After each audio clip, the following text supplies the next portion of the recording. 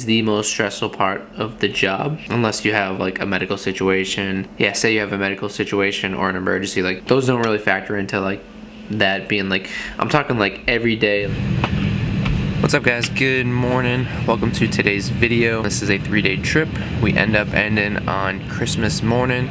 This is one of the better trips because I actually get to get home Christmas around 8:30 in the morning with one flight. Since it's a minimum of 5 hours, that means I get paid for 5 hours that day. So even though I'm only flying for 3 hours that day, I'm gonna be getting paid for 5. What we're doing today, we are doing Boston to Philly, Philly to Boston, and then we're gonna swap planes and go all the way down to Fort Lauderdale. Day 2 will be in Fort Myers, and it's a 3-2-1 trip.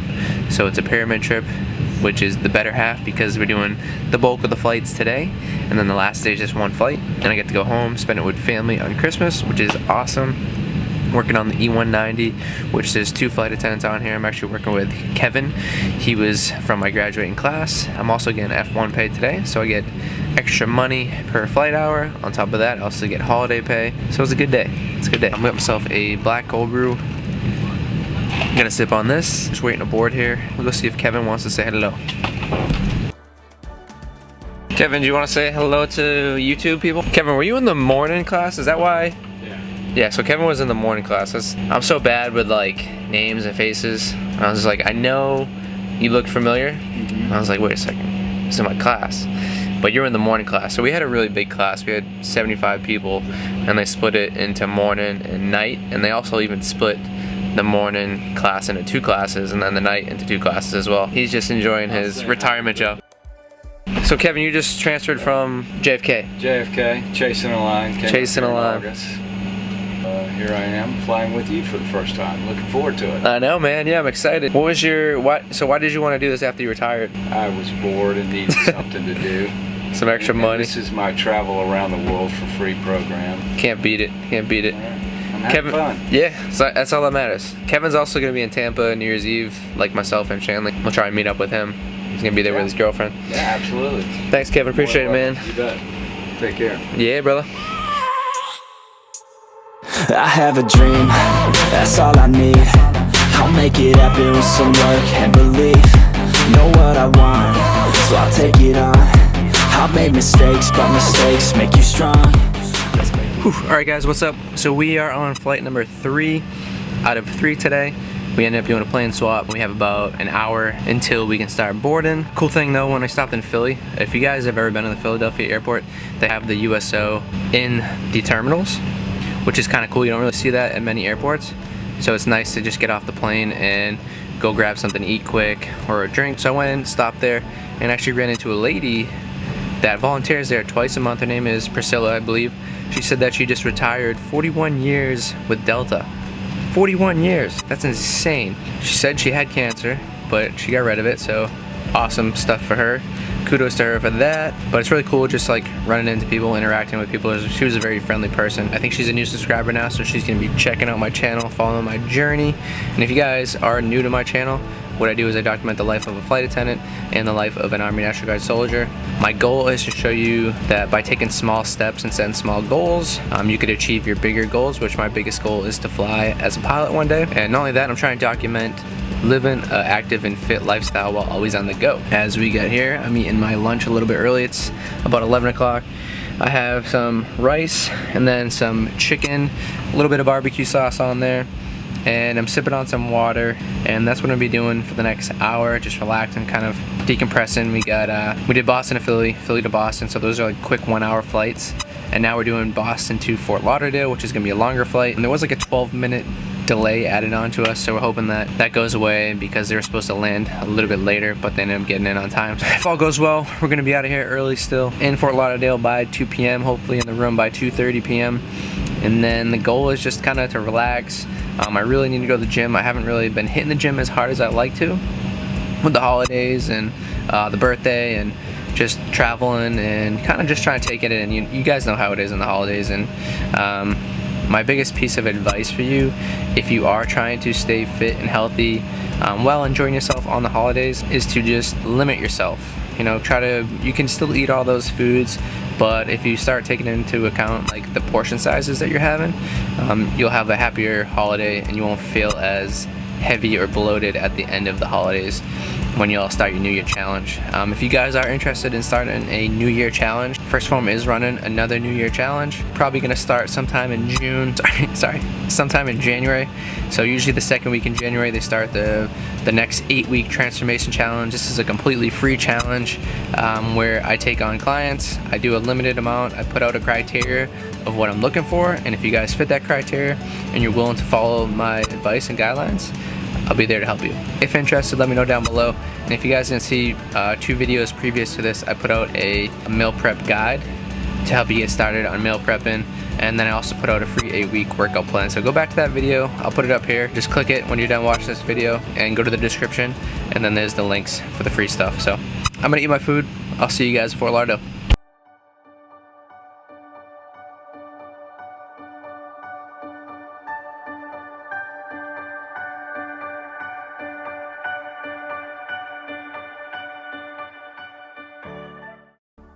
Alright, we made it to the hotel, or should I say the crib. Welcome to this episode of Flight Attendant Cribs.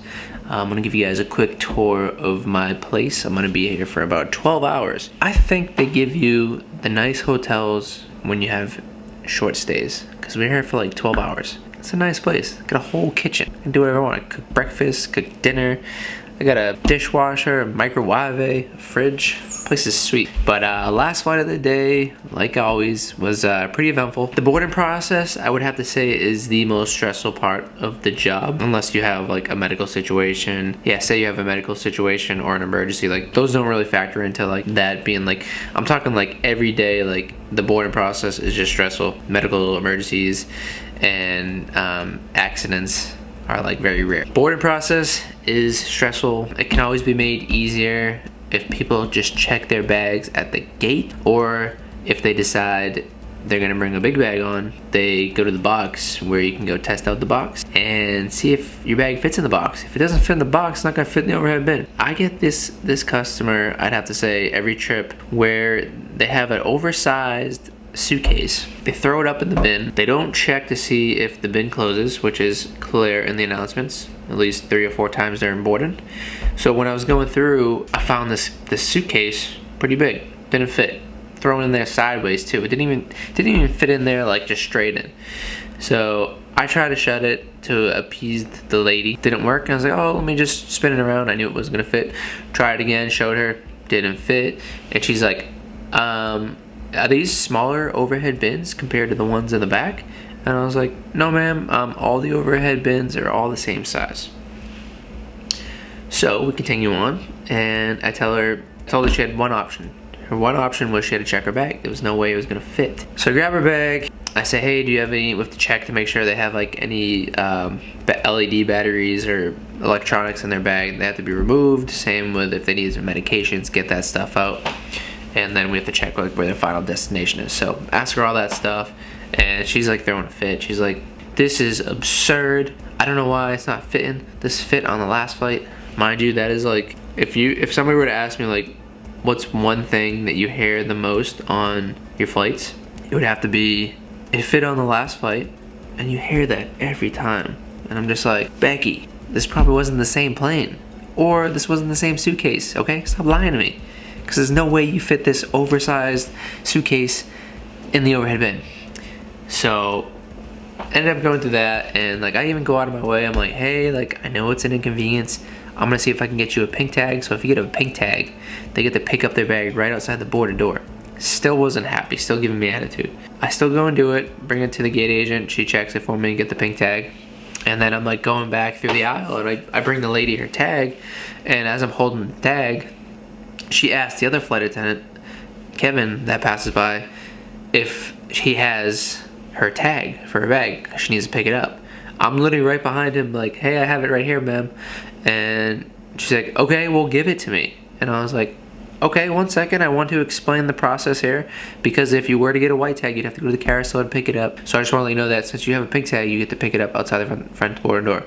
It completely ignores me and goes, can I have my tag? So I hand her the tag, that's it. So that was one of the stressful events. And it's funny because like all the customers around me were like looking, they're like, oh my god. And like during the flight, I had a couple of the customers come up and be like, wow, you handled that situation pretty well. Some gentleman was walking off the flight. He's like, man, they don't pay you guys. Some guy was like, they're gonna pay you at least double for what you went through today. And I was like, yeah, well, send it in to JB to see if they give me a pay raise. And then another incident was, I had a lady come on and she had a little mini stroller. Mind you, it was a small stroller, so you can put it in the overhead bin, not a big deal. But I was like, oh, well, if you don't mind, like, because if you have like a stroller, like you usually pink tag it so they can get it outside the board door. Like most checked bags, we white tag them. So I was like, oh, well, if you'd like, we could just pink tag it and then it would open up an overhead bin space for somebody with a rollerboard. Because we were booked at 104 out of 100. So we had 4 standbys, so we were gonna be a full flight no matter what. We knew the bins were gonna be full. She's like, nope, I fly a lot. And she was one of our mosaics. She was like one of our valued customers. So she's like, I fly a lot. I have 2 kids. And they try to take this at the gate. And I told them no and put it in the overhead bin. And I was like, okay, well, just explain the situation. See if you want to help somebody out. And she's like, nope, I'm putting it in the overhead bin. I have 2 kids on board. And I was like, all right, that's fine. Welcome aboard. And then she left. And then she comes running back up the front, like storming through everybody as they're coming on. She's like, I need to step off the plane. I was like, you're not allowed to step off the plane once you're on the plane. It just kind of mixes things up and kind of like hinders the boarding process and kind of confuses the gate agent because it's a manifest.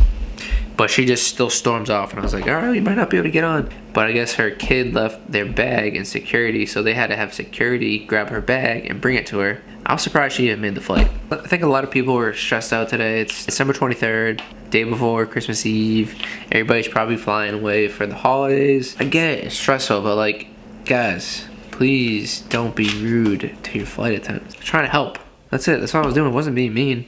Probably like one of the nicest flight attendants you're ever gonna meet. So that was that. That was the last flight. We ended up getting in an hour late because there was a flood here in Fort Lauderdale, which was like backing everything up. We didn't end up leaving on time and we got in late. So now it's kind of like cutting into my gym time. And I literally laid down after I just FaceTimed Shanley and I almost passed out. So I had to stand up and record this video. But there's a UFit right across the street. And if you guys didn't know, a cool perk about this job is you sign up for the membership called Active and Fit Direct, which is a pretty sweet website. It gives you access to 10,000 plus gyms. So at any layover, I type in the zip code, populates a list of gyms within like a radius, and I choose the closest gym, go to the gym. If I'm not signed up at that gym or part of their membership program, I sign up and then get a key fob, so I can use that key fob at any other gym like that. So for instance, LA Fitness, Anytime Fitness, Crunch Fitness, UFit Gym, there's a bunch. So it's a pretty cool perk. Planet Fitness is on there, and you pay $25 a month for access to 10,000 plus gyms. Pretty cool. It's 5:50 right now. I have a 4:30 in the morning van. See you guys in a bit.